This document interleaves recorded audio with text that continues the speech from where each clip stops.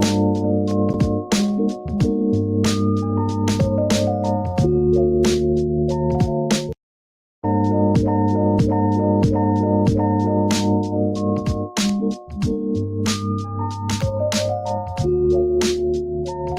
views and opinions expressed in this broadcast are those of the host/guest and do not necessarily reflect the views or positions of any of BXR entities and those they represent.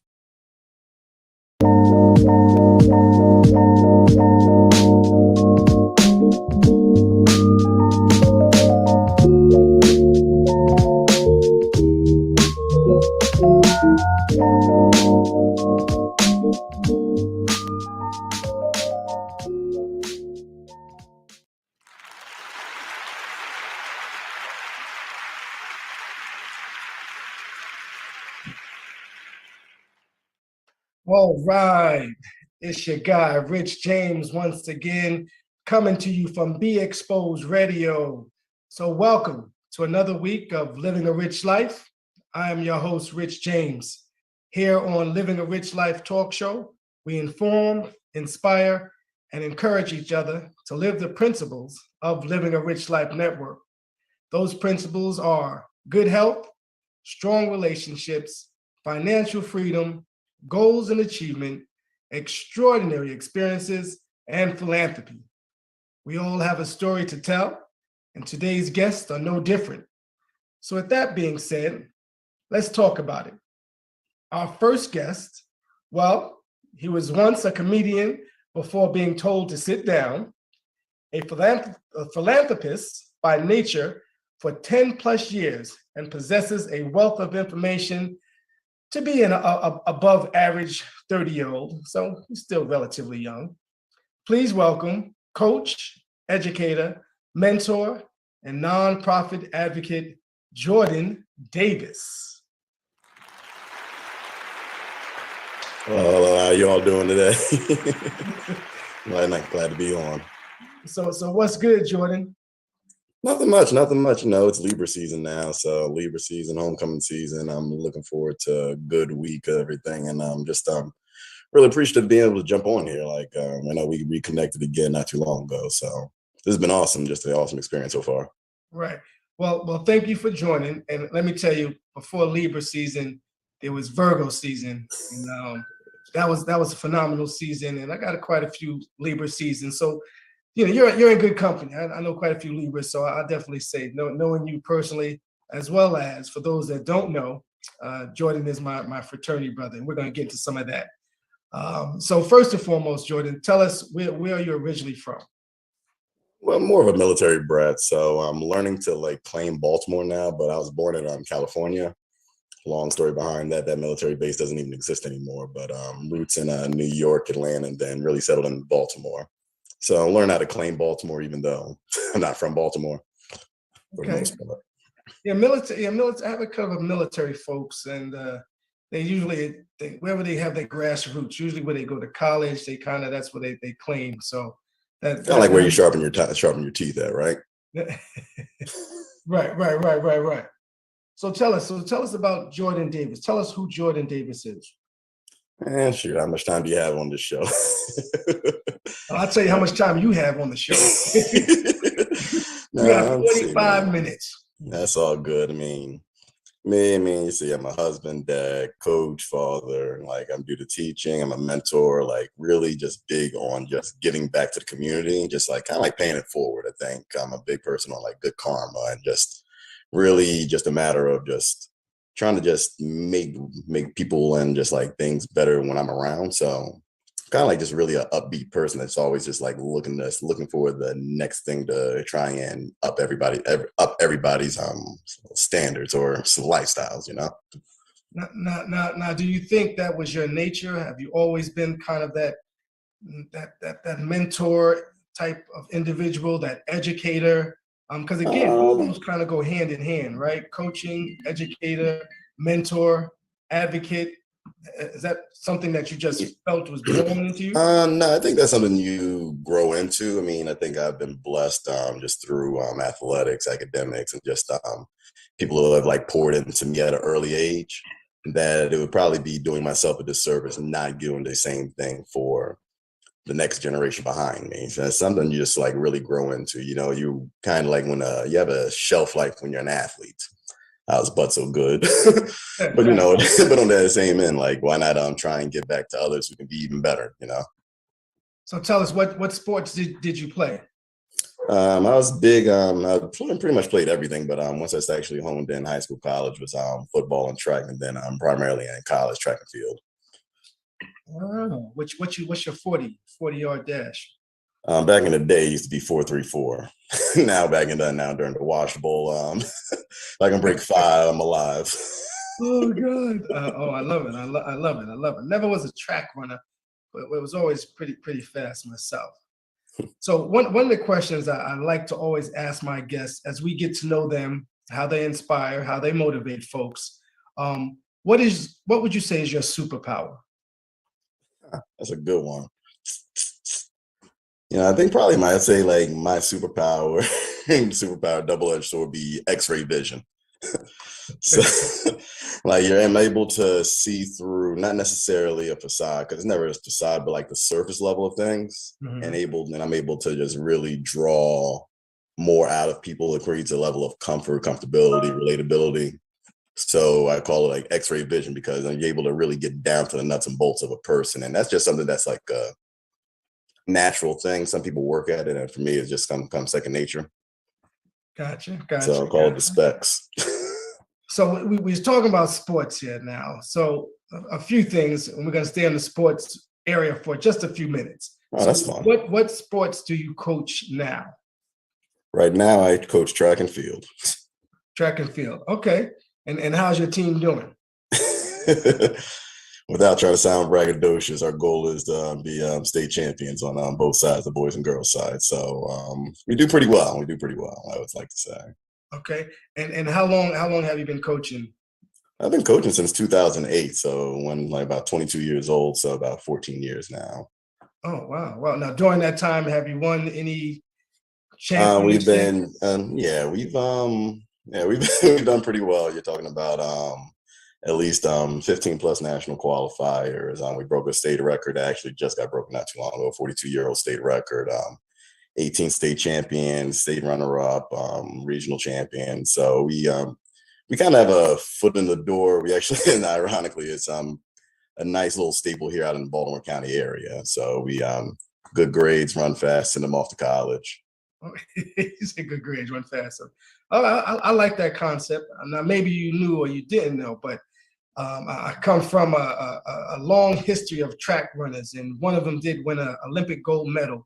Shout outs to my guy, Derek Atkins, 400-meter hurdles. Nice. They compared him to Edwin Moses. So he had that 13-step perfect stride between each hurdles.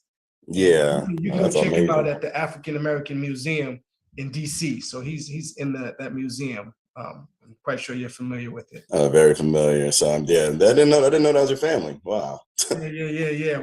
I beat him out as the most athletic in high school.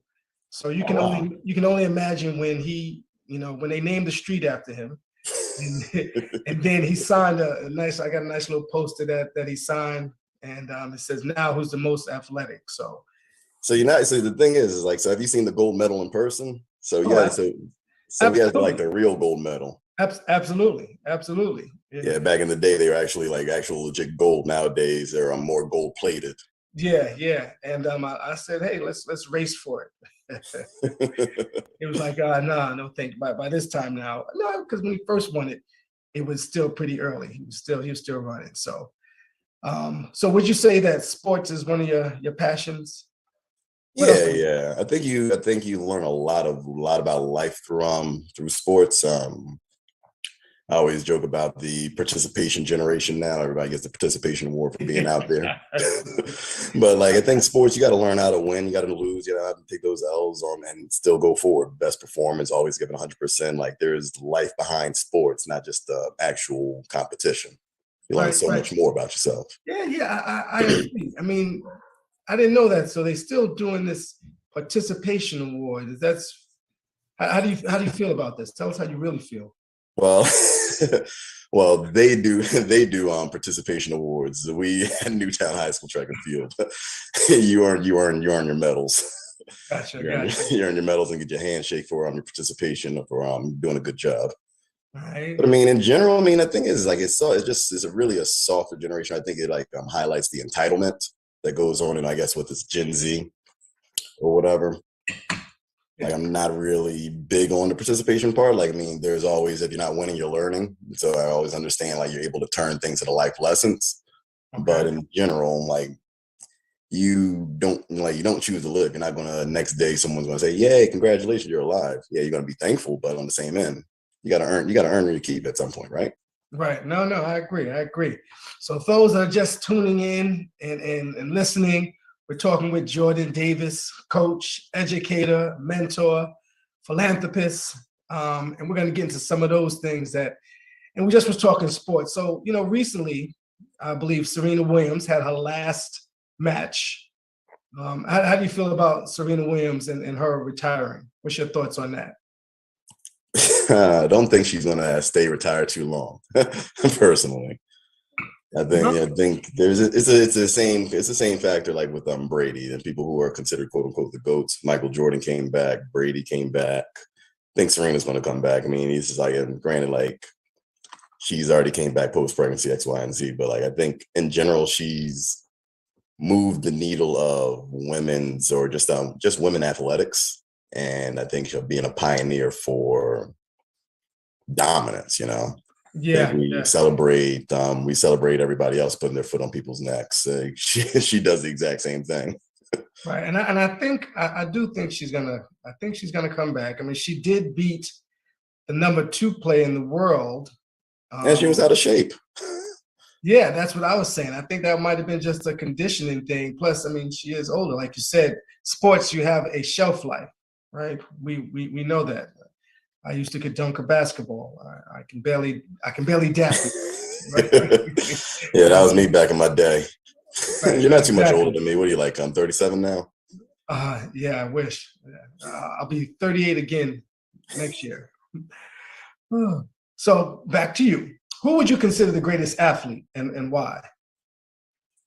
It's a good question. I mean, I always toggle between that and the low hanging fruits always like Michael Jordan, but and I know most people are talking about Michael Phelps. So, I mean, honestly, for me, I look at someone like Jerry Rice, someone Mm, who's had the longevity in the NFL, and not just longevity, but at the high level. Like when you look at NFL records as wide receiver, there's Jerry Rice, then there's everybody else. You have to play an absurdly amount of years at a high level to get to where he is. People talk about Odell, people talk about Moss, people talk about all those people. They have to double their careers just to sniff what Jerry does. yeah, true. So I can only imagine in sports you received a lot of advice during your time. What was the best advice you have ever received? Hmm. Best advice. I mean, I was at a track and field conference down in Orlando last year. So I mean, I think the good thing is you're always growing and looking to seek new advice. One thing I heard was really like as you start to get and hone your craft, like find what you do and just dominate the shit out of it. Like you need to really find your calling card. Mhm. Everybody can be a master and you can be a jack of all trades, but what are you really mastering? Like what are you like find your stride, find your brand, what is going to be your niche and make it your own. Doesn't mean can't be well rounded, but find what it is that you do well and then really just put your foot on that neck. What is it that you really do well, Jordan? You knew that was a follow up. Yeah. This is Be Exposed Radio, man. Yeah, exactly. Yeah, be exposed, I'm still trying to figure that out personally, but I mean, I think like the one thing I do well is really gather people. Like I really like motivate people, like a leader of people. I think I'm a good thing that I'm not afraid to say the quiet thing out loud. I'm not afraid to put my face out there to get things going. And that motivates people. And you just lead by example. So I think that would probably be the one thing, like just continuing to be your authentic self. Like that's kind of like, if you want to say another superpower, I guess, being Okay. exposed.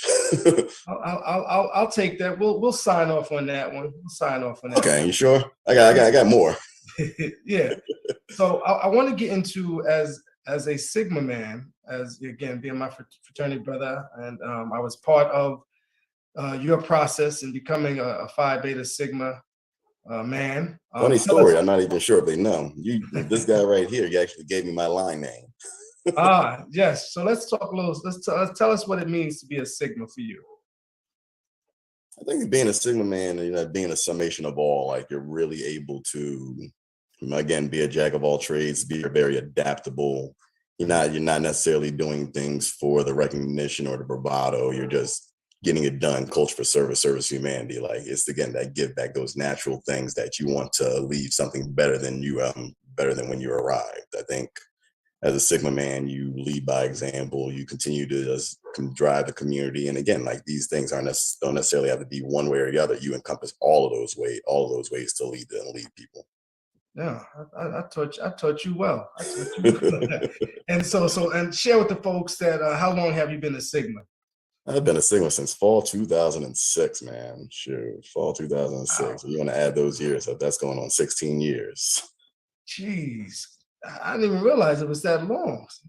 Yeah, man. Yeah. That's back in those what was that? Not even gonna say too much, but those days. Back in the days. Back in the days. Rudders is still a functioning gas station out there nowadays. Right. So the good thing about it, I mean, since we're talking, shouts out to Morgan State. I got my alumni mug versus my Living a Rich Life mug because it is homecoming this coming week. And shout out to the national treasure. Yes, I got a few things. So let's pause. I'm gonna pause for a minute to share with our audience the homecoming lineup for October 2022, Morgan State's homecoming. So Thursday, we have Jazzy Summer Nights from 5 p.m. to 9 p.m. That's at South Point. On the 6th as well, we have Avenue Kitchen. It's R&B and wine. Friday is really going to be a great event. That's myself, Zeke, and X. So it's Bar One First Fridays. Events for Good People is really driving and leading that effort. That's October 7th. Then we have Flashback Friday at Remix. So I'm saying all this, so hopefully, Jordan, you'll be making your presence. And again, it's your birthday. So we're gonna make sure we have Bar One be there. We'll make sure we have Bar One be there. We have something special for you. Saturday, we have Noir Lounge. Shouts out to Corey, who's also on my show at Noir. Then we have Morgan's Bridge Fest, which is at Rye Street. And that's Saturday. That is going to be a star-studded event. That's going to be some of the best DJs, some good food, some great drinks. And then Sunday, the brunch and bubbly at Black Swan. So it's a pretty good homecoming lineup. And also, they're closing the campus early this year. You know that, right? I heard.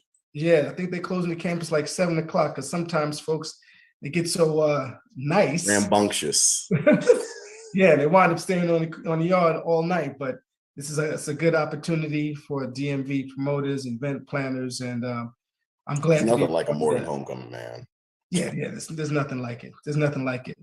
I'm trying to get Monty out to come out to Jazzy Summer Nights. Yeah. Hopefully the ground is not wet, but he knows I'm trying to drag him out because it's been a while, and I haven't seen him. I haven't seen you since the pandemic. Oh man, shoot. Yeah. That is true. Yeah. See, I've been trying to get him out, but he's either out of the country or he just won't come out. I'm too busy really living a rich life. that could be a thing. That could be a thing. I'm almost certain of it. I'm almost certain. So we talked about sports. We talked about fraternity life. Let's talk about, and we don't really talk about politics too much on Living a Rich Life, but November's rolling around. Okay. What are your thoughts on the political front as it pertains to Maryland? Because again, I had Wes Moore and his wife on the show, which was an excellent show. I've had Marilyn Mosby on the show, and she's, again, two folks that are in politics. What are your thoughts on what's coming to be in front of Maryland, and then what your thoughts are from the country as well? Yeah, man, that's a loaded question, but a good question. First off, and even before I even answer that question, if you're watching this, please make sure you're registered to vote. Because before anything else, if you're not registered to vote, why are we even talking? But I think in all honesty, in this political cycle, this politics in general, there's a changing of the guard, I believe. It's been going on since 2016. I think that our generation, I group myself in your generation now, TV demographic. But like, I mean, I think that there is a youth surgence where there are more community oriented people. Yeah, you were mentioning Marilyn Mosby. You're talking about Westmore, who I'm a big fan of. Hopefully, he's going to be our next governor of Maryland. And again, another fellow Libra. I'll be out there for his birthday on the Friday after. But just I think the state of politics now, it's not necessarily polarizing, but I think that people are now starting to wanting their voice to be heard. And it starts at this ground level. You're talking about local politics, you're talking about state politics, and then the national politics. Like I think I think the best way to put it, it's no longer the baby boomers or the elders that are driving the needle. We're the same generation that got Obama elected. We're also the same generation that got Trump elected. So I think that the same generation does, when motivated, will drive this country in one way or the other. But I think if anything, we need to become more educated and less emotional when we're talking about actually voting. Gotcha. So speaking of Trump, you think he's going to jail? Yeah. I think, and actually, no, I actually don't think he's going to jail. I mean, I think they're going to figure out a way where, hey, you're not going to jail, but you're not going to be able to run for president anymore. Because I mean, one way or the other, he's convicted. He's a convict for many things. Many things. Please, if you want to tune into the January 6th hearings, those are on prime time coming up. But I mean, I think Trump in general is just a odd person. So we do here on Be Exposed Radio, which I have no problem plugging other shows. I want to say, I think Talk Lately with Monty, he'll probably cover some of that politics stuff during that time. So be sure to tune in to his show, and I believe it's on Tuesdays. But Monty, correct me if I'm wrong. Is that Tuesdays your show is? Tuesdays at 7, yep. Tuesdays at 7. So yeah, there's a lot more in-depth in terms of topics that, because I don't touch politics really. But again, Be Exposed Radio, we got a plethora of good shows, and I encourage you to check those out as well. All right, so let's spin the wheel a little bit. Yeah. Tell us about some of your nonprofit and philanthropic activities, because again, I know, being a Sigma, some of the work that you've done, but share with our viewers and those that are tuning in and watching, and going to watch later on. Tell us some of your nonprofit and philanthropic activities. Man, yeah, shoot, where does the list start? But I mean, I think probably a few of the things that's going on. Ironically, I'm meeting up with a few people. One with one of your favorite kingpins this upcoming Friday, talking about nonprofit work that's going on. Work with between that that's Concentric Education Solutions. Between that, you also have my Baltimore City White Knights program. That's actually the program of the year within AAU track and field ranks. That's a student athlete based program that we've been dealing with, that we've been formatting since 2010. This is now going on their 13th year. And again, you're seeing now with just I think the nonprofit aspect, you're really able to work without a certain level of regulations. You're able to fill a void. Mm-hmm. So you got that. I work with another my philanthropic thing would be with my line brother Joseph Young. We have our Windsor Elite program is a privately funded program, literally just for high school elite athletes. That's invite only, free pro bono. And we are the ones that pretty much bridge those gaps between students and athletes that are trying to get to that next level when it comes to collegiate athletics. You also have, I worked with Playworks Pennsylvania. That's working directly with Mayor Keeney. And that's working with K through 8 students. That's more so getting kids acclimated and more movement oriented, recess based. That's going to drive the academic needle. So I think a lot of my activity is always centered around kids or the youth, because you feel when you talk about the youth is our future. Right. It's just pouring into the cup that you hope gives back. So one of the things here on my talk show, and I'm big again, as maybe you know, I think you do know, I'm considered the network concierge. And when talking about Shocker. when you talk about youth, Dawi Sewell, he has a Grow program. The name of this program is called the Grow program, and I definitely want to connect you with him because again, he mentors young folks. Majority of them were boys, but I think he extended it to girls. And I think there's an opportunity here to kind of connect because some of them are pretty athletic. Oh, definitely. And then there's also one of my guests from last week, and we'll circle back with that. She has a nonprofit called Layla's Gift. So I definitely want to connect and see how, the work that you do can support what she's doing and vice versa. I think, again, it's important for us to have a win-win mentality. And that's what I it's tell iron sharpening iron. Yeah, I tell all my guests that. And even out in the public, I say, hey, it's a win-win situation that I think would kind of benefit the group. So let's take this time to share with our viewers and those that's tuning in and watching how viewers can stay in contact with you, how they can connect with you. Should they be interested to get more information, whether it's coaching and track and field, mentor, anything that you're having from a nonprofit standpoint, how can they stay in contact with you? I'm good. The most direct way, and I'll make sure that it gets typed in here and put out there. Email, it's JR or Junior, JR Davis 1007 at gmail.com. Email is very direct, or you can always find me on the IG or Instagram. So there's Coach_Davis 1007. So if you're interested in anything athletics or coaching related, and then if you want to get a look into get to the nonprofits or the actual programs, you have the Baltimore City White Knights, which is Baltimore_White Knights on Instagram. So those are probably the three primary ways you can directly contact me. Good deal. So being a mentor, being a coach, being a nonprofit advocate, tell me, how do you balance the two? The personal and business, and how do you balance? Because I think I heard you mention that you're married. Yeah, I mean, it's How do you balance that? How do you balance the work and professional?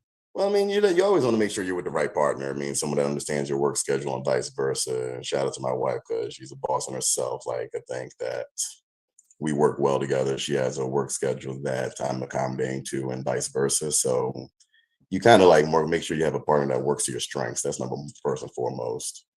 And then I think when it comes to just all the balancing of everything else, it never feels like work. It's like really like you love what you do. Like you enjoy what you're doing. It's a labor of love. So it's not a matter of figuring out what balance is. Okay, staying up till 9, 10 o'clock at night, writing up a grant for or something. Sure, whatever. Hey, if I'm going out there and going out and doing some home visits down in Latrobe Homes at 7 p.m. Sure, that's fine. That's totally fine. Like, I think the thing is that it never feels like work. You're really understanding the impact of what you do. So therefore, it's never a matter of balancing. You're just more so trying to incorporate that in. And I'm guilty of I am guilty of overloading my plate. So that's when your partner kind of reels you in. Hey, slow it down some. But I'm saying, man, it's all well and good. It's like I said, it's a labor of love. It never feels like work. So it's never really anything to balance. Gotcha. So what does a typical day look like for Jordan Davis? What does a typical day look like for Jordan Davis? Because I know what my days look like, right? So again, you talk about it. I enjoy what I do, right? When this is over, our interview over today, me and Monty, we're going to talk. We're bringing the rest of the team. We're going to talk, and then we're right back at it. And I got to say, Wednesdays, I look forward to Wednesdays because I did kind of step away for a little bit to kind of work on some of the things. But I look forward to having this show. I look forward to working with Monty. He knows it. I always talk him up. I'm sincere, and sometimes I get emotional. But again, it's not work for me. It just feels good. Yeah, Monty's a cool dude, even this in the short time we've talked, man. I mean, yeah. So tell us, what does a typical day? When does it start? When does it end? Typical day for Jordan Davis. Oh, man, typical day for me starts around 4:35 a.m. I'm joking, but it's probably around 5:45, 6 o'clock. You hear that Sit back alarm? down. Sit back down. Yeah, man. Exactly, right? You caught that. You caught that. Yeah, exactly. Shoot, that's anyway.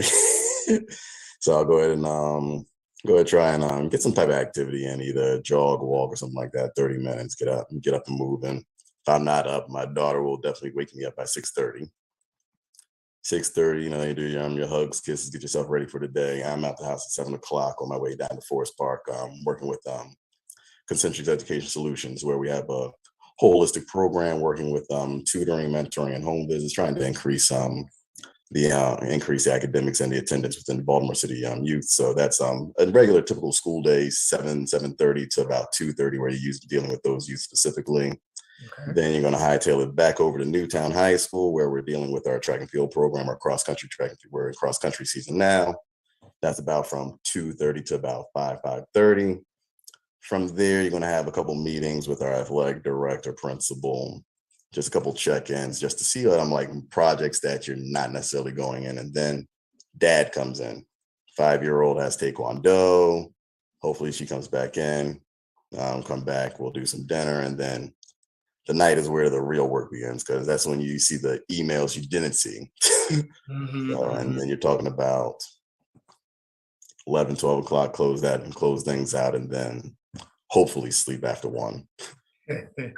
Yeah, that sounds like a pretty long day. That sounds like a pretty long day. And I tell people I'm usually an Android, so just plug me in, I'll charge up for a moment. I need you to do something for me, Jordan. I'm gonna give you an answer. I need you to describe yourself in 3 words. And you can come back to that. Think about Genuine. it. Genuine, driven, loyal. Genuine, driven, loyal. Okay, I'll take that. I'll take that. I believe those pretty much, from what I know, sum up you pretty well. Again, I've known you for 15+ years now. So yeah, shoot.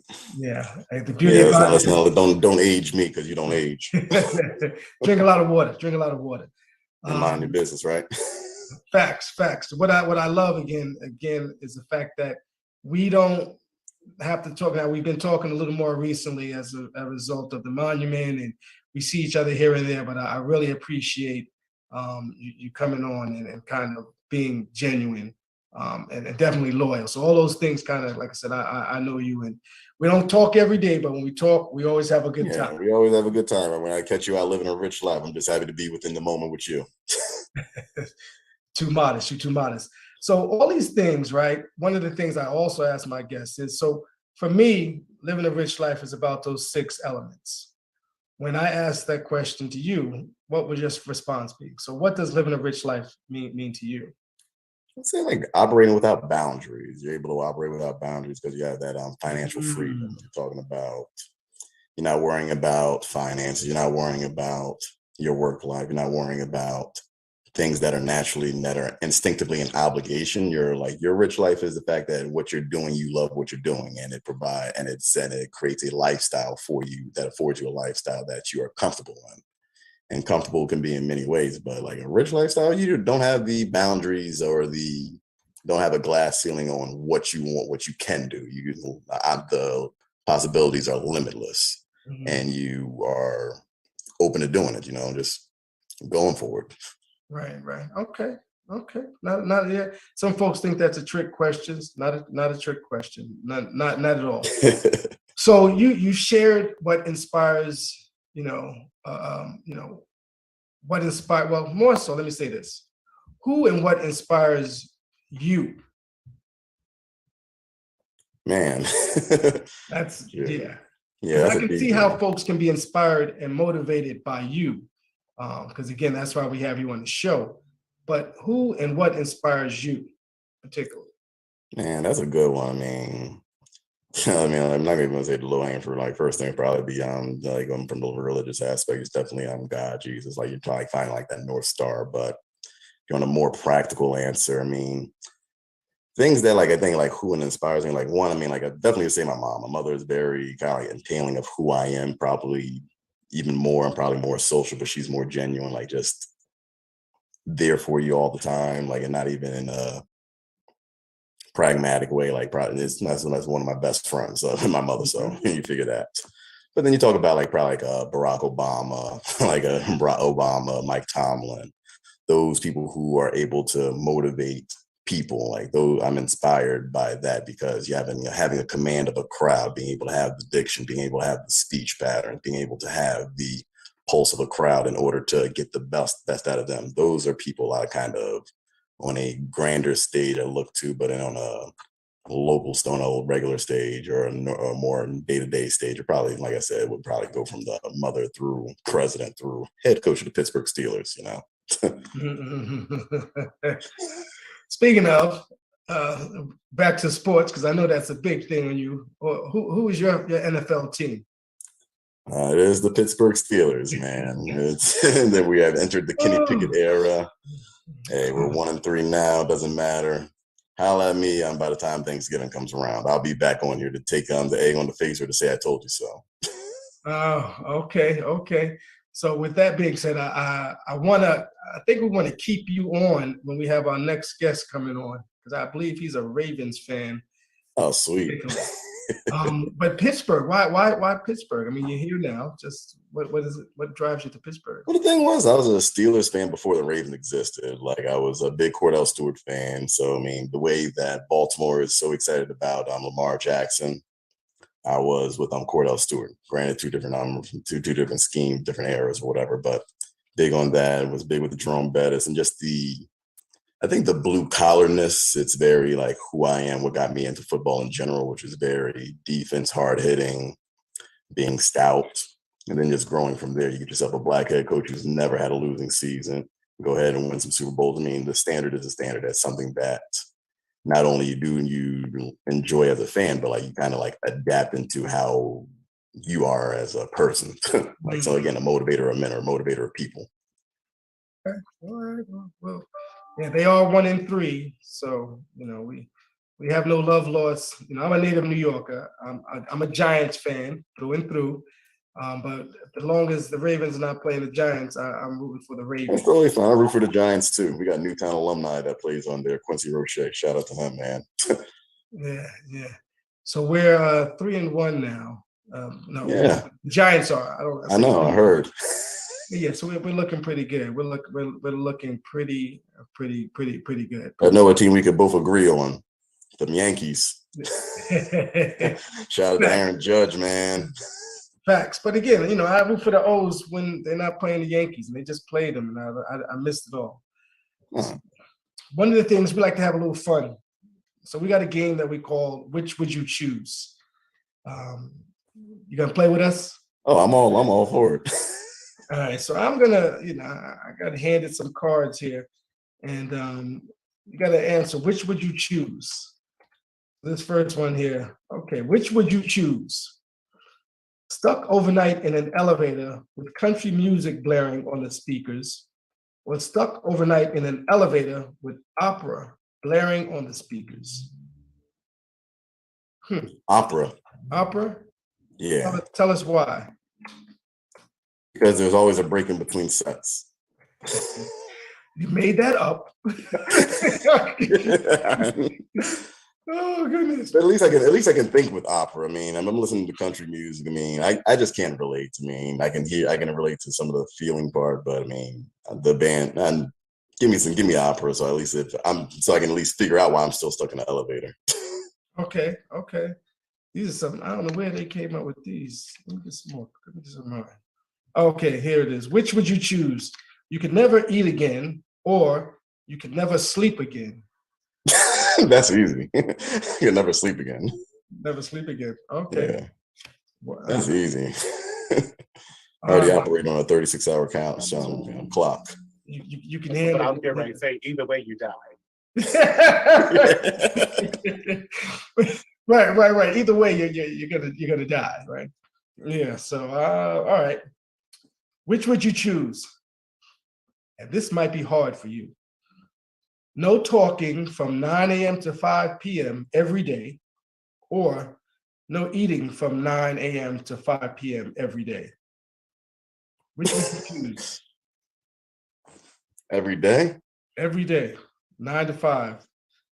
No talking. I still choose no talking because I mean I'm a foodie by nature, man. I love food. You're not gonna Okay. take my food away, but I'll shut up for food. If the food's good, I'm not talking. Gotcha. Okay, that makes sense. That makes sense. I see. What's up, man? Hey. What's happening, Jack? We got our second guest. He jumped on the line here. So real quick, we're gonna bring him in right. So but Jordan, we want you to stay around because this guy here is phenomenal in more ways than one. And I say that because I met him years ago. Didn't really engage in a lot of conversations with him, but knew, he had a great business mindset. His energy was fantastic. We wind up, the last couple of years, I started doing the show and connecting with other folks and wind up running into this guy. And then one night, we just had some serious conversation. It was some grown folk conversation. Right, And no doubt. And I had asked him to be on the show before, but again, our calendars just didn't sync up. So I said, hey, I need to get you on the show. He said, hey, here's my number. And he made it happen. So what I want to do now, folks, for those that are just tuning in, I'm going to introduce my second guest. And my second guest is an inspirational orator, known for helping to elevate folks' minds, hearts, health, and I love this last one, bank accounts. Please welcome entrepreneur extraordinaire, my guy, Sugar Ray. What's happening, man? What's going on? How you feeling? I'm feeling good. I got two good guys, two good kings with me here. Jordan, he's a coach, he's a mentor, nonprofit advocate. What's up, King? What's going on? What's going on, my guy? How you feeling, man? I'm pretty good, man. Yeah, I was blessed to be on the same flyer as you. I said, hey, I'm on here like, oh, you know Sugar Ray too? Like, I'm about to find out. Hey, regular guys, you feel me? Yeah. Facts. Regular guys doing inspirational and motivating things. So I keep it like that. I think it's important to say that and not minimize what we do for the community as Black men and what we bring to the table. We ain't out here doing some crazy stuff like some folks think we are, but we're supporting each other and we're doing great things. And I thank you both for being here on Be Exposed Radio. All right, so let's get to it, Ray. We're going to get to it because you got one of the hottest spots when it comes to brunch, when it comes to just nightlife. You got the Wild Wednesdays. You got all types of things. So we want to talk about what motivates you and inspires you. So tell us, what kind of person is Sugar Ray? Well, I was recently having a conversation with someone, and so, oftentimes how we see ourselves is not how other people see you. You know what I mean? But that someone, which was my wife, was telling me that, I was a nice guy and I was a really good guy. And I try to make sure that all my friends around me, everybody around me, everyone who's an extension of whatever it is that we're doing, that we're growing and that we're growing together. They may be growing in their particular fields and their particular professions, but I'm always there to, kind of sort of impose my thoughts and my opinions, and along with some sweat equity and work to help those things happen, man. So I think I'm a philanthropist, you know what I'm saying? In a lot of ways. I ain't got that philanthropist money yet, but it's all good. We working on that, you know what I mean? No doubt. The guy, my intentions are always pure, man. And that's the kind of energy that I felt. Now, I asked Jordan the same question, so I'm going to pose it to you. I want you to describe yourself in 3 words, because you kind of put it out there. I want you to describe yourself in 3 words to our viewers. Okay, man. I would say youthful. I think I'm very youthful. Energetic and finisher. Okay. I like that. I like that. So first, tell folks about Sugar Ray's, for those that don't know. How I don't know they don't know about it, but tell us about Sugar Ray. Now that could take up the whole thing, right? That could take up the whole interview. But I tell you what, this row house on Milton Avenue, right? My grandfather started a club in the 1960s, and it was called the Thunder Red Pleasure Club. And the whole purpose of the club was for men to meet and for them to help put people in, make plans to put people in political position. You know what I mean? Clarence D. Burns and stuff like that. I don't you from New York, so I don't know if you know, but older heads in Baltimore know Clarence D. Burns and William Donald Schaefer. So he was that kind of guy. Anyhow, it evolved, it went up and down and back and forth in terms of getting licensed, losing license. And then, as the neighborhood deteriorated, them buildings were condemned. So, but the liquor license was still in place and the taxes was in place. And I paid taxes on the liquor taxes and the liquor license on that building for 20 years. You know what I mean? So one day I was sitting inside of a club. I was sitting inside of Select, actually. I was like, man, I want a club. I'm sitting here. I'm enjoying myself. And then it hit me. I forgot, I got a club. Right. So then I went and I purchased the other side of the building. You know what I mean? And then I start to take those two buildings and rehabilitate them. And, the whole thing was the neighborhood was a challenge because of stigmas and things of that nature. But it was just a matter of how do I get people to walk down? How do I get women to walk down the street in heels? You know what I mean? So we figured some things out and, we made some things happen and, good energy attracted good energy. Mm-hmm, mm-hmm. And for a while it was, a best kept secret. And then the secret got out. Facts. You ain't lying. That was definitely best kept secret. And my wife, she was the chef. She still is master chef. And people would come to eat at first. They just come there to eat. Look, man, I know this spot. That used to be the thing. People was, they could take somebody to something they wasn't hip to and hip them to it. And they can get some real good food and some real good service. And you know what I mean? It was one of those things. You know what I mean? So let me ask. Story. So let me ask Jordan, have you been to Sugar Ray's? Yes. Oh, okay. I'm about to say. I was gonna say, yeah. I'm about to say because one of the things I do is normally I take my guests out after the show. It's raining. You still do that. Well, I'm sure I'll see you this weekend, Ray, and we'll connect. So I owe you guys a drink or two. It normally includes some food, but we'll make it happen. We'll make it happen. So yeah. We got Morgan on Sunday. Yes. Yeah, that brunch that's gonna be and then I got Dish Day to help. That's hell with that job Friday on this Friday. So what time does Ditch Day start? 12 p.m. on 12 Friday. p.m. Mm-hmm. Yeah, I might have to. About 5 p.m. It's pretty cool. When you work for self, as an entrepreneur, what are you ditching? So well, right. I'll be at work, but there'll be people there with laptops and right. Hookah. It's about laptops and hookah, baby. So tell us, Sugar Ray, what are 3 most important habits to be a successful entrepreneur? What would you say are the 3 most important habits to be a successful entrepreneur? All right. I would say that getting up early, rise and shine. You know what I mean? Get up early and get you out the way. You know what I mean? You get up, you get your prayer out the way, your meditation out the way, your exercise, you get that out the way. You know what I mean? You make preparations for what you leave in the house with in terms of meals and foods and things of that nature. You know what I mean? Mm-hmm. And then, you engage in business. So what I mean is you should be up personally. I think 5 a.m. is a decent time. I think 4:30 a.m. is better. You hear that, Jordan? So you get up. Yeah, it's the time you get up and to consistently make progress. You know what I mean? Whatever it is. You said the 3. Are you looking for adjectives or no? What just top 3? I think you kind of gave what's important. Those habits: getting up early, being consistent.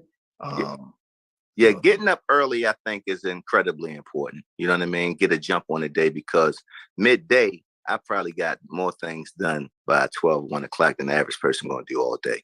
Mm-hmm. You know what I mean? And I still got a good piece of day ahead of me. Another habit I try. I keep my word that I made with myself. I keep the promises I made myself. So if I decide, man, this is what got to get done tomorrow, that is what's going to get done tomorrow, regardless of how I feel. Okay. So And go ahead. Got another one? And the finish. Finish.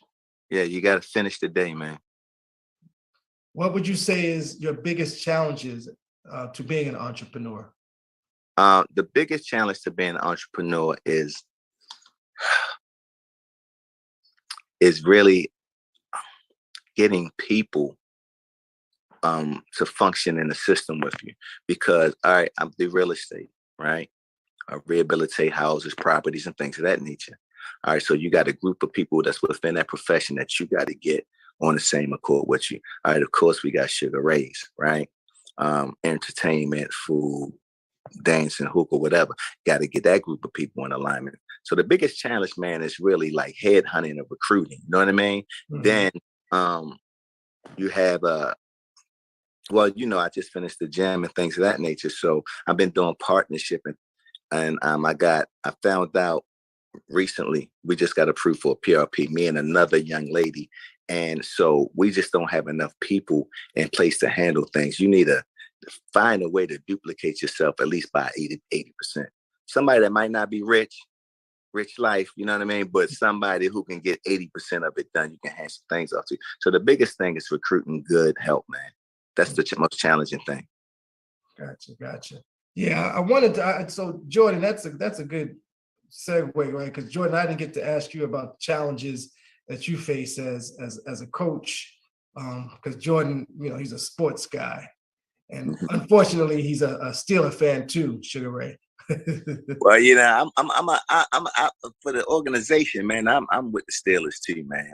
That organization. Hey, listen, bro. You know, I'm a black man, brother. Standard is a standard, man. Yeah, the Rooney family, I bangs with them, homie. I bangs with the Rooney family, man. They set the precedence in a lot of ways for some level of equality in that racist ass goddamn going league. You know what I mean? Okay. Yeah, I'm with the Rooneys, baby. You know what I mean? I'm with the Rooneys, man. Only on Be Exposed Radio. I tell you, boy, football, you know, I'm an individual guy. You know what I mean? Wherever Lamar go, I'm going, man. That's where I'm at. Wherever LeBron go, I'm going, man. That's where, like, yeah, that's me. The organization, I don't get too caught up in them because I know they ain't all got, you know what I mean? Yeah. Okay. All right. Well, I'll take that. You got lucky, Jordan. You got lucky. I'm telling you, man. Shoot, look, I told you that organization's all right. Right. True indeed. So let me ask this question. And Sugar Ray, you do the honors of answering first, since this is your time slot. How do you stay on top of industry trends, right? So you have, you do real estate, you have Sugar Ray's Lounge, and that's what I'm gonna call it. I'm not gonna call it a nightclub. I like Sugar Ray's Lounge. Mm-hmm. How do you stay on top of industry trends? And then I'm gonna pose that same question to you, Jordan, from a coaching standpoint. All right, for me, I set them.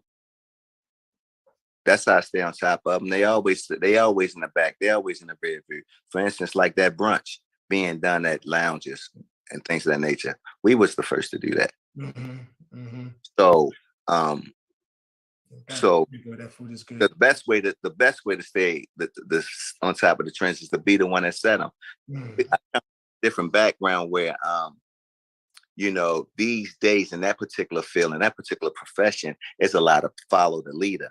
And I can't stand that. You know what I mean? That ain't really my thing. It used to be if somebody did a party or an event at a venue, we can't do it over there. They did it. We got to do it over here. They did this thing. We got to do a beach thing. We got to, you know what I mean? We had to do something different. So, and along with, like, for instance, I know that this day thing was going around in DC and Baltimore and outdoors and all of that. But I said, I'm going to do a day party doing work. You know what I mean? At the lounge. It's a place where nobody would, you know what I mean? Right. So I tried to do that, though not the first to do that. The first to do it in the lounge we are. You know what I mean? So we just try to set the trends, man. Like, I mean, if we're just talking Sugar Rays, that's free hookah. Free. You can have it. And then I start seeing certain people do free hookah. But if I see a good idea and I feel like I can execute it just as well or even better, then I'm gonna do that for sure. With in terms to this real estate thing, right? We pick from each other a lot, man, in terms of designs and ceilings and paint and colors and all of this stuff. Like, you know, it was a time where everybody, the new neutral was the gray. So I'm sure all of you guys saw that the new neutral was the gray. Yeah. Yes. So then, and I started doing this grayish green, and I see a lot of people pick it. You know what I mean? It's a little different little thing, man. My whole thing is be the one to set the trend. That's how you stay on top of the trend, regardless of what it is. You know what I mean? That's how you. Gray. I have gray in my home. You got gray, yeah. Hey man. Yes, indeed. Jordan, how do you stay on the industry trends? Similar, man. It's definitely similar. It's you stay at the trends. You just never stay rested in what you do well. You're always looking to try and stay evolved, but on the same end, like the curve doesn't catch up to you if you stay ahead of the curve.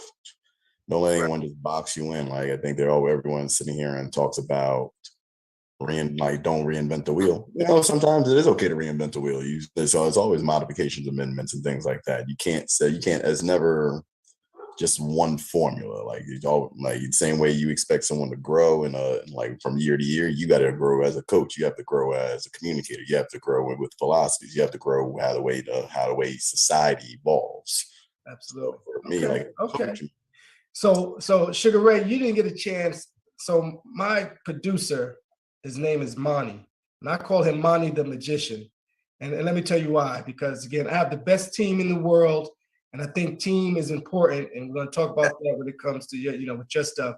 But I didn't tell him I wanted to have both of y'all on at the same time, and he made it happen just as we were talking. So I call him Monty the Magician, and I always put him to the test, and he always comes through.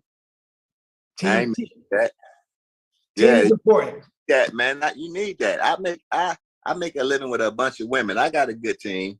You know what I'm saying? In terms of the club, in terms of the lounge, and then these guys, they come and go with the other stuff with the rehabilitation. But yeah, man, that is absolutely positively the key. And believe it or not, right? This thing is actually trending now. So being an African-American entrepreneur is trending now. Like we are currently setting a trend, like what you're doing, what you're showing, things of that nature.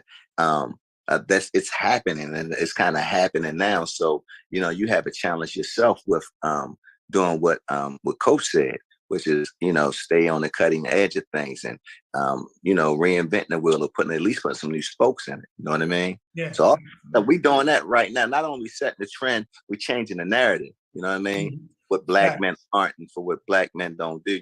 We getting into that discussion. It's a different ball game. You know what I mean? But we change the narrative, man. Absolutely. You realize we're the needle movers anyway. No doubt.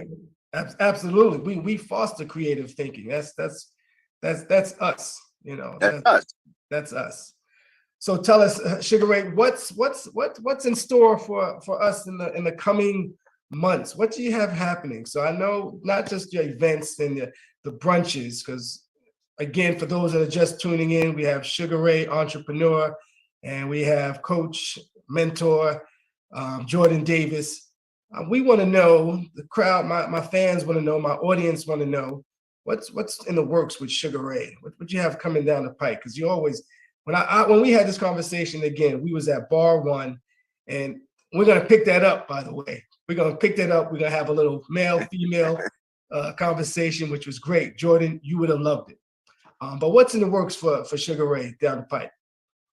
Well, right now, not too long, about a year and a half ago, I bought a warehouse. I purchased a warehouse. And the intent was to create the sexiest Black-owned restaurant in Baltimore City. No, that's not fucking true. The sexiest restaurant in Baltimore City, putting them all to shame, right? I added another, it was 3,000 square feet. I added a level to it now, 6,000 square feet. It's called Rain's Restaurant and Lounge, named after my daughter. And we're looking for it to be magnificent, man. We're just waiting on our slow city to do some things, you know what I mean? In terms of being able to get, it's a process, but in terms, getting a 6-inch water line ran to, the building, and BG&E want to charge $1 zillion to run me a 3-phase system, because what I'm doing over there has never been done before. It's sitting over by Northeast Market, right across from right on the corner, sitting on the Baltimore City parking lot. It's going to be pretty, outstanding. It's going to be pretty spectacular. Of course, I just finished rehabilitating the gym for a good friend of ours, you know what I'm saying, for fitness and training and stuff like that. So I Supreme Fitness, we can say that. Yeah, Supreme Fitness and Training. I got them, still trying to help them get situated and get in position to really, really, man, what's going on here? All right, trying to help them get in position to really do what they got to do. Can you see me? Yes. Yeah. All right. So, and that's that, man. Right now, that had become more of like a hobby until there's some of these approvals come through from Baltimore City, but the approvals are here. You know what I mean? So now I'm just waiting on. It's just a whole bunch of correspondence, but that restaurant is the big deal, man. It's gonna be a game changer, man. You know what I'm saying? And I'm looking forward to it. All right, question. I want to ask this question again, Jordan. I didn't get to ask you this, but Sugar Ray, tell us, what's more important, innovation or integrity? Integrity. Jordan? Mm-hmm. That's tough. I mean, I feel like one goes against the other, but I'm gonna just play devil's advocate. I'm gonna say innovation for the purpose of conversation. Okay. So tell us, you already know Be Exposed Radio. You gotta tell us why. I mean, think about it. Anytime you're doing anything innovative, when you're talking, you're thinking outside of the box. How are you going through X, Y, and Z certain protocols? Doesn't mean that you're not going to be thorough with what you're doing, but people will sit here and may view it in a different way. I would equate it to say, not sure if anyone on here is a Marvel fan, but like a Tony Stark. They try and you're not necessarily you don't take no for an answer. Does that necessarily knock on their integrity in question until when you actually see the right result? I think that's probably the double-edged sword when you're talking about innovating. Okay. So they say the same thing about what? Elon Musk, maybe. Ooh, yeah. Sugar Ray, what would you say for integrity? All right. So being a builder, the first thing that comes to mind when the word integrity gets used is plywood, flooring, joists. And, if the integrity of the joists is not tight, no matter the design of the plywood or the design of the flooring, right, it can collapse. Okay. And so in order for things to be sustainable, that word is the word that comes to mind. You know what I mean? If I have integrity, I can attract innovative people. You know what I mean? Okay. So, I can appreciate my brother playing devil's advocate. That's what came to my mind. And the structural integrity of this building. You know what I mean? Right. But that's a big thing. I get it. The building's going to collapse. You know what I mean? I got glass ceilings and fish in the floor and all. But my joists ain't about nothing. You know what I'm saying? So, yeah, I get it, man. I get it. That's why I said that. And as a business person, when I hire people, the other perspective, coming from Jordan's perspective, I'm kind of like the innovator. So I want to hire people who got integrity. I don't need them to do nothing else. Gotcha. I don't want them overpouring because Rich came in. No, that's a double shot you just scored for that single shot money. You know what I'm saying? I don't, so funny. I don't even see how folks, well, one, because Sugar Ray's, the pause are right. Yeah.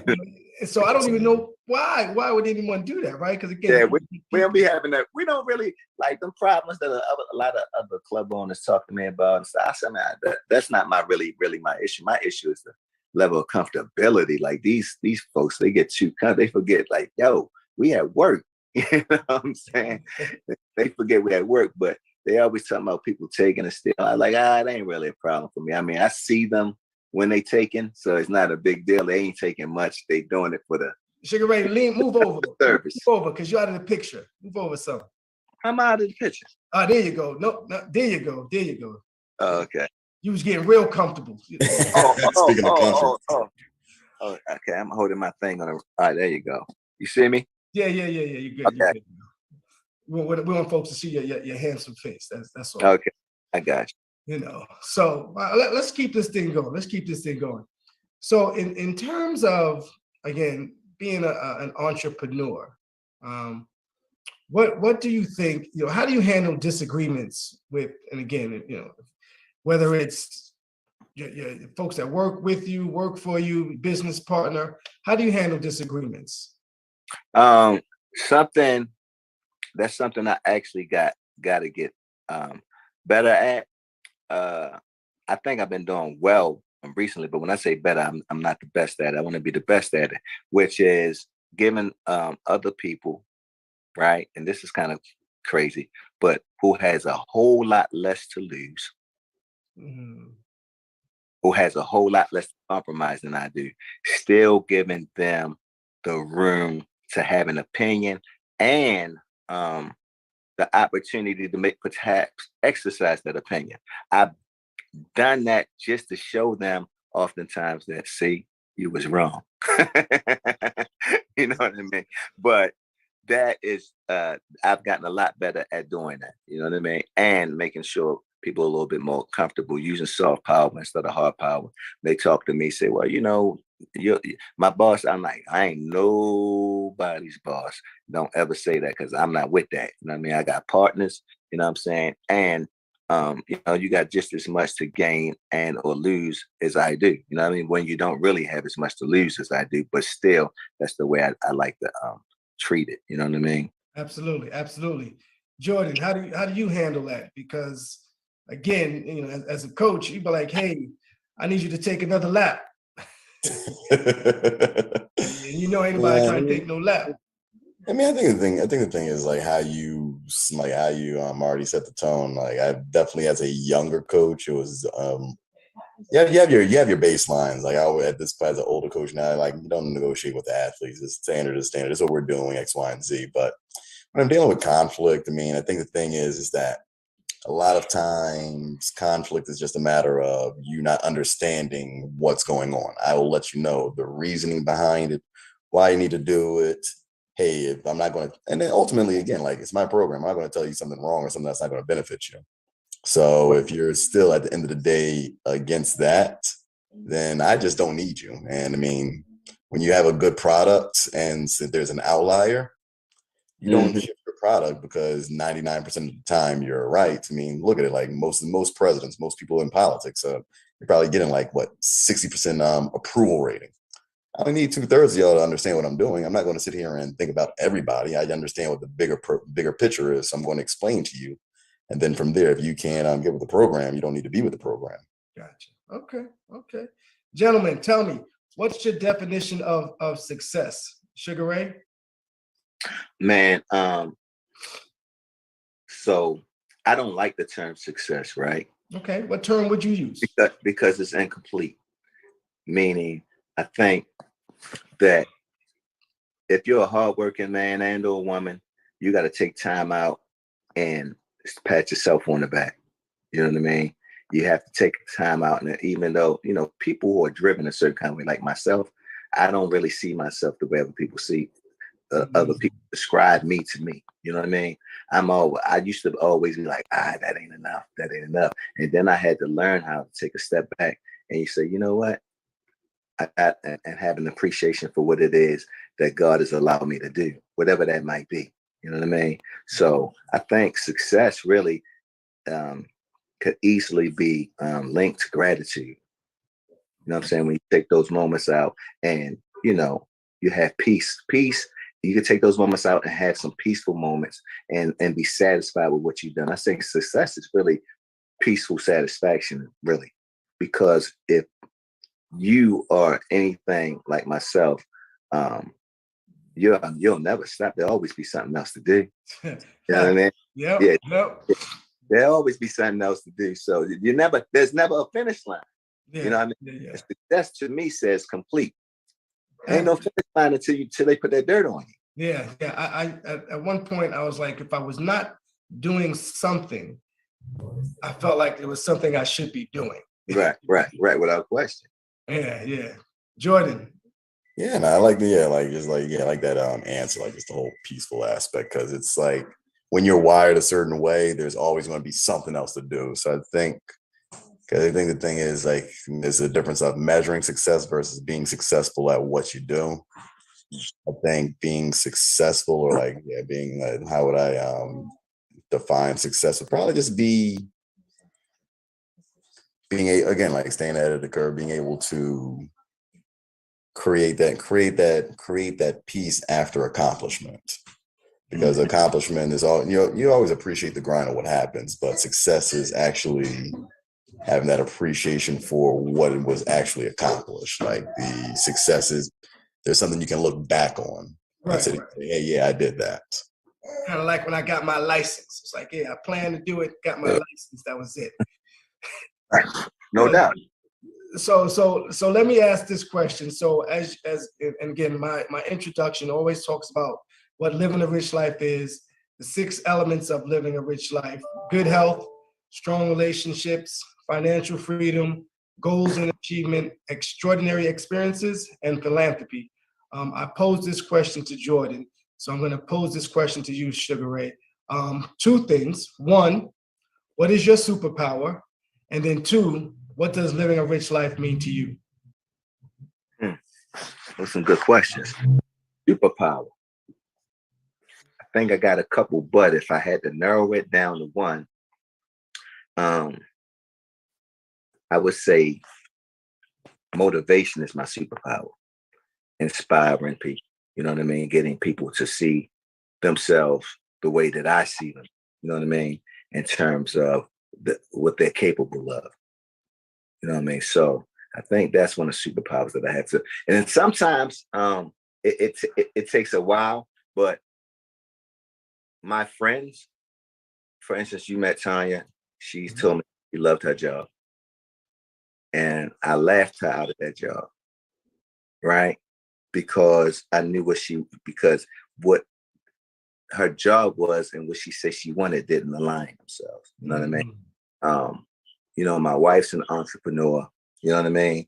But she was driving out the American radiology at Owens Mills for $12 an hour some years ago. And I was like, yo, you could do this. So my superpower is inspiring people to do things that they're actually capable of doing. When they figure out what it is that they want to do, it's one thing. You know what I mean?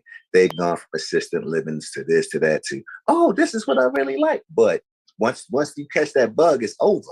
They never go back. What I consider living a rich life, man. Sugar Ray, before you answer that, I'm going to say your other superpower and what led you here, and I was like, I wasn't taking no for an answer. You got to get on the show, is your listening ability, brother. Because we was in bar 1, again, we had a couple of cocktails, but, and again, because I'm a listener and I know I can listen and I can respond, but you took the time to listen to all the different comments before you responded. So I just want to point that out, folks. Sugar Ray is a motivator. He's also a great listener. And it's just a pleasure to have you again on the show. And again, because I build relationships. I mean, again, strong relationships. Number 2, I don't believe anything happens for a reason, not for just any old reason, but for a valid reason. So I wanted to share that. That's your other superpower, brother, because that's what I said. Yeah, this guy got to get on the show. You got to get on the show. I appreciate that. Yeah, when there's a lot of talking going on, I learn. Listen. I'm sorry. Now go ahead. Tell us what living a rich life means to you. Living a rich life, man, that's just about health, man. Energy, you know what I mean? Praying over your family and watching things manifest themselves. Touching people, helping people. You understand what I'm saying to you? I always think that health is it, and I always think that I can help people from a health perspective. You know what I mean? I'm in all of these formulas, herbs, spices, all of this. I'm one of them guys. I'm a naturopathic guy. You know what I mean? Oh, they got a cure for that. You know what I'm saying? I think that health, that's my thing. I wake up in the morning. That's what we were talking about earlier. But waking up in the morning and tending to you. And I'm really talking from a psychological and physical health perspective. You know what I mean? and traveling, excursions. You know what I mean? And a lot of opportunities to share laughs and experiences with your family. Nice. I just got back from Bermuda, and let me tell you, coming back to this cold weather, some BS. Oh yeah. I just got back from you know what? I don't know who watching. Ain't no need me say all that. Well, we live now, but it will be recorded. It's being recorded, so it's going to be out there on the internet and YouTube. So you'll be able to review it. You can slice it, dice it. So by all means, please do that. I will send the link to you guys so that you can and again, you'll see some follow up from my team to say, hey, kind of a thank you and all that good stuff. And what you got there? I'm doing it right now. That's pineapple, pear, cabbage, parsley, some other stuff, ginger, and I put some moringa and chlorella in there. What's that, like a smoothie or something? It's a pre-workout for me. You know what I mean? It's cold pressed juice though. Okay. Yeah, it's cold pressed. No, this not 1738, brother. Oh my goodness, it's terrible. Sugar Ray, how do you balance it all? How do you balance family, being an entrepreneur, a little me time? How do you balance it all? I asked Jordan the same question. His answer You don't. Ain't no such thing. It ain't no such thing as balance, man. What you do is you work your ass off, and when your family say we need you, you be there. You know what I mean? It's that's our job as men. You know what I mean? A man's job, you got kids and things of that nature, but your job is to be the father, not a second mother. You know what I mean? A good man leaves an inheritance for his children's children, is what the books say, and the bag is in the book. So everybody that's chasing that bag, if you ain't in that book, you ain't really chasing that bag. You understand what I'm saying to you? So, you balance. It ain't no such thing as balance. One thing you're gonna do more than the other. You know what I mean? Your child spends 8 hours a day at school. Right. How you gonna balance that? You just spent 12 hours at work. You know what I'm saying? And the child got to go to bed. Right. So I like the idea of it, you know what I mean? But you make sure you're there when they need you, and you're there most of the times when they want you. Okay. Oh, dropping gems, y'all. Sugar Ray dropping gems. I've never had no one respond like that. And be that, because again, when you think about it, there's no real balance, but yeah, that was well said, and I'll drop the mic on that. That was well said. That's my reality. Some guys are doing it way better than I'm doing it, but I just know what I've been cut out to do. So I want to ask this question in terms of how did you learn to communicate about your business? I think communication is key. I think regardless, right? So as you were started, and again, how long have you been an entrepreneur? Oh, I've been an entrepreneur for, it's been a lot of years, man. Yeah. I mean, it's been a 20 plus. Officially, legally an entrepreneur, I would say 20 years. 20 years. Okay, it's been a minute because I've been here for 20 years. So yeah. I would say, but I mean, I've done, I used to have car dealership, dump truck company, stuff like that. I tried everything, but I also was a special educator. I don't know if I was saying that down there, but I used to teach school. That was in like the 90s.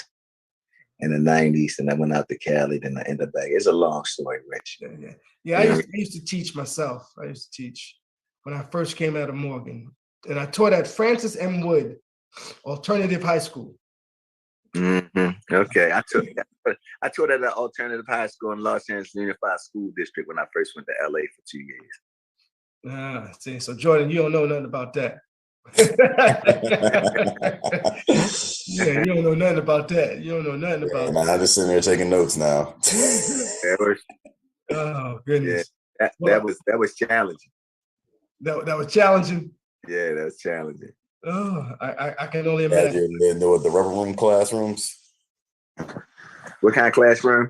The little rubber room ones. Well, they should have been rubber. Them boys was wild. You know, you in there and you teach this type of school. You teach it. It's called a continuation school. And you might a guy who's in the 12th grade, but he's cheating off of an 8th grade's paper. Gotcha. Little gang bangers and all that. I mean, it's the craziest thing I've ever seen in my life. Well, it was GD tutoring time I had, just the exact same setup. So you're talking about 19-year-olds I'm cheating off of 16-year-olds that don't want to go to school no more. No doubt. It's the world we live. So quick question here for you, Sugar Ray, before we wrap up, which is probably the saddest part of the show, when I give you Living a Rich Life closing remarks.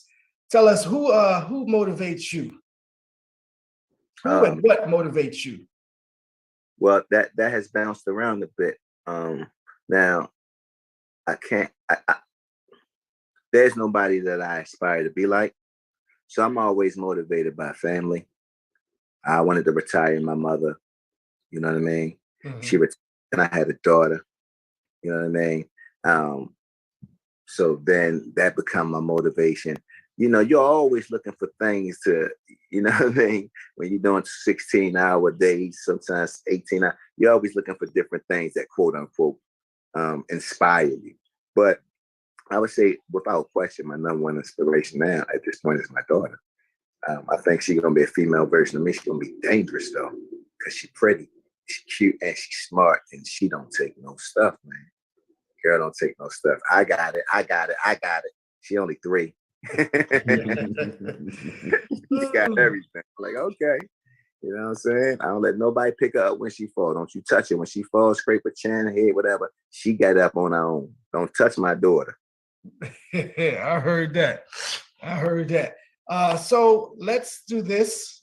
Jordan, please, any closing remarks before I give Living a Rich Life closing remarks? What would you like to say to our folks that are watching and tuning in? Let's see, shout out to the audience. Thanks for tuning in. Thank you for having me on here. This is an awesome experience. Hopefully I didn't take up too much time. Thanks for having me on longer. You know what I mean? I always continue to be motivated by people like you. What they say is, like, if you're the smartest person in the room, find a different room. So I'm glad I'm in the Zoom room right here, just talking with very like-minded people, very entrepreneurials, and like just some motivating factors, like just pouring into my cup of success or hopeful success to live a rich lifestyle like y'all. Thanks. Thank you, Jordan. Sugar Ray, closing remarks. Well, first and foremost, I appreciate you thinking that I was worthy of being on your platform. You said something to me that stuck with me that night. And it was like, man, you everything that I thought you was. I thought, what the hell did Rich mean when he said you thought I was a butthole? What was he saying? Because I was really an agitator mode that night. I was just agitating a little bit. I was agitating a little bit. But yeah, I appreciate being on there. And you guys, whoever's listening, man, support this brother, support this show. You know what I mean? He's consistent. He's intelligent. He asks great questions, and his heart's in the right place. And that's what I say, Big Rich. I appreciate that. So I'm gonna give my closing remarks. So don't y'all go anywhere just yet. So thank you all for tuning in and watching. This will be able to be accessed via YouTube, all the social platforms. I will send this link out to you guys so that you can share it, do what you want with it as you may. And here is the time where I have to give you the closing remarks. Oftentimes, we are consumed with our own life challenges, needs, and wants. In the big picture of things, let's try and be kind to each other. Kindness is a language the blind can see and the deaf can hear. So thank you, Jordan, and thank you, Sugar Ray, for sharing your story. If you have an inspiring story to tell, contact us at beexposedradio.com. Or you can go in my Instagram and click that link, www.livingarich.life.net. Until next week, continue to be inspired to live a rich life. This is Rich James saying goodnight, and thank you for tuning in to beexposedradio.com. Oh, Morgan. My main man, Rich James. Yeah.